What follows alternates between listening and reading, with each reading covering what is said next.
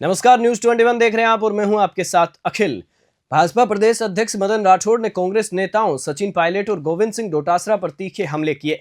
राठौड़ ने पायलट को पार्टी के आंतरिक मुद्दे समझने की सलाह दी और डोटासरा पर आरोप लगाया कि वह बिना बॉल के फुटबॉल खेल रहे हैं। उन्होंने शिव विधायक रविंद्र भाटी को जनता की सेवा पर ध्यान देने की नसीहत भी दी।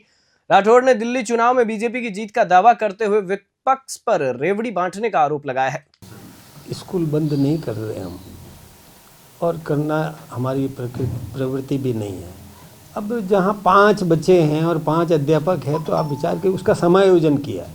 स्कूल है वो, लेकिन दूसरी स्कूल में समायोजन किया है। इसको बंद करना नहीं कह सकते। बच्चों की संख्या तो चाहिए ना वहाँ, तो बाहर जब मतलब संख्या यदि पर्याप्त हो जाए तो वापस हो जाएगा, उसमें कहीं दिक्कत की बात। कांग्रेस जो जनता के हित की बात होती है और जो पहले किसी ने जारी किया उससे छीनने में थोड़ा उस व्यक्ति को जिससे छीना जाता है उसको दर्द होना स्वाभाविक है। बाकी हम कभी भी रेवड़ियाँ बांटने का काम नहीं करते।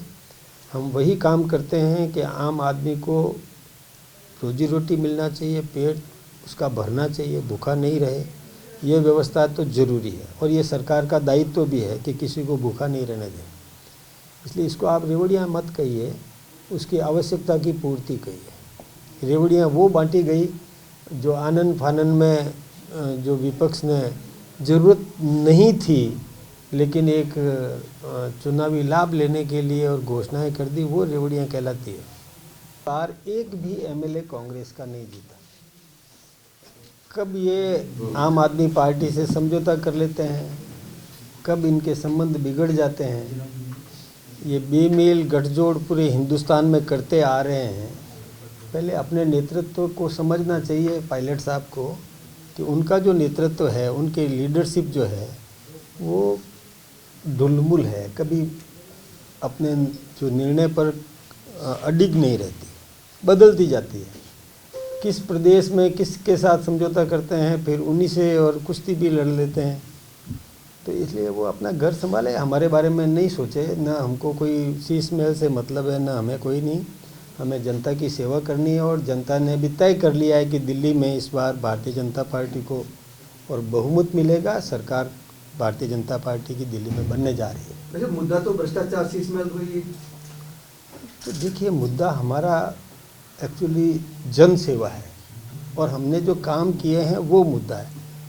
दुनिया में भारत की प्रतिष्ठा देश के प्रधानमंत्री नरेंद्र भाई मोदी जी ने बढ़ाई है और दिल्ली राष्ट्रीय राजधानी है, तो वहाँ पर भी समुचित विकास होना चाहिए। ये मुद्दा मुख्य रूप से रहेगा। विकास जो हमने काम किए वही मुद्दा है। हमें विपक्ष क्या करता है उससे ज़्यादा मतलब नहीं है। हाँ, देश विरोधी गतिविधियाँ विपक्ष करता है तो फिर नाराज़गी तो स्वाभाविक है, वो कृत्य स्वीकार नहीं है।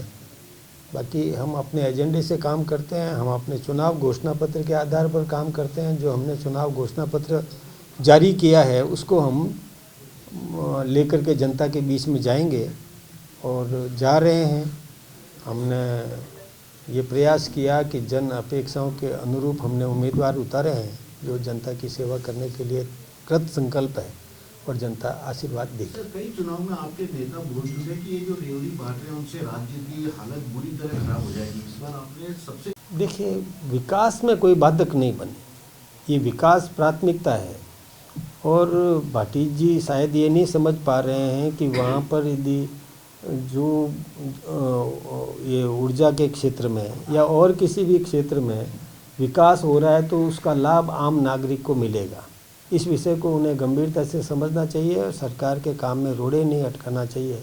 राजनीति करे, राजनीति का समय आए तब राजनीति करे, बाकी समय में विकास में सहयोग करे और विशेष रूप से उस क्षेत्र में विकास होता है। आप देखिए कि वहाँ पर यदि औद्योगिक विकास होगा, किसी भी प्रकार का विकास होगा तो आम आदमी को रोज़गार मिलेगा। वो टैक्सियाँ भी चलेगी, होटलें भी चलेगी, ढाबे भी चलेंगे, लोगों को छोटी मोटी दुकानें भी चलेगी, उनको भी आमदनी होगी। पर्यटन यदि विकसित होता है तो भी आमदनी होगी। तो ये सब चीज़ें समझना चाहिए कि उस क्षेत्र के नागरिकों का हित इसमें हो। अब आपके चैनल्स के माध्यम से मैं अभिभावकों से भी निवेदन करना चाहूँगा कि वो बच्चे की भावना को समझे, बच्चे की प्रतिभा को समझ करके किस दिशा में बच्चा प्रगति कर सकता है इसको पढ़े और उसी दिशा में उसको प्रेरित करे।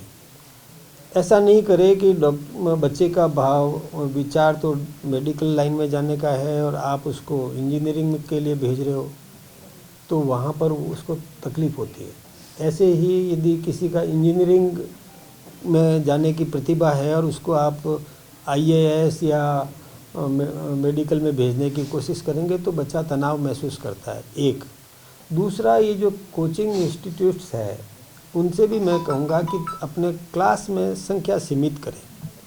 बहुत अधिक संख्या होती है और एक प्रोफेसर केवल लेक्चर दे के चला जाता है तो उस विद्यार्थी के मन में कई समाधान होते हैं, करना होता है, प्रश्न होते हैं, वो उसकी पूर्ति नहीं कर पाता क्योंकि समय उसको पूरा मिलता नहीं है।